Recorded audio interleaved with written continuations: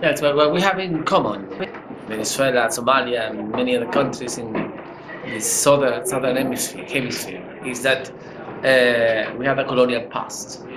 Our past perhaps a little bit further in the past 200 years ago, but Somalia is perhaps more recent, and we're still living the effect of that colonial past. But I'm not just blaming that the colonials of 60 years ago are to blame for what's going on right now. I'm blaming the colonials of today because they think they can do what the colonials of 60 years ago or 200 years ago did, you see.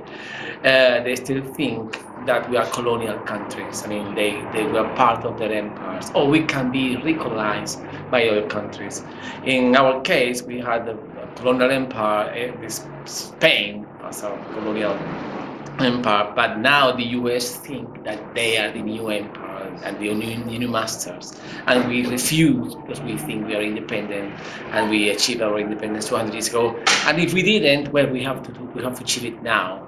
In Somalia, you can see more or less the same thing. It was a colonial part of an empire years ago, and now Western powers think that they can sort Somalia out for themselves instead of the Somalians.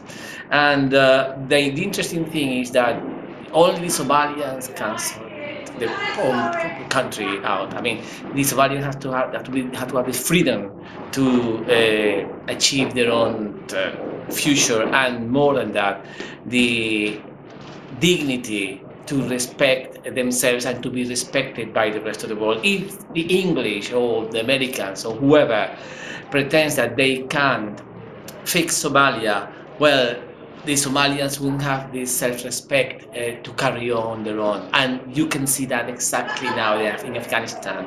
They think that they are fixing Afghanistan and they are making it worse. And they think they did it in Iraq and they made it worse. And the lesson they don't want to learn is that it's better to leave these countries alone instead of meddling with them.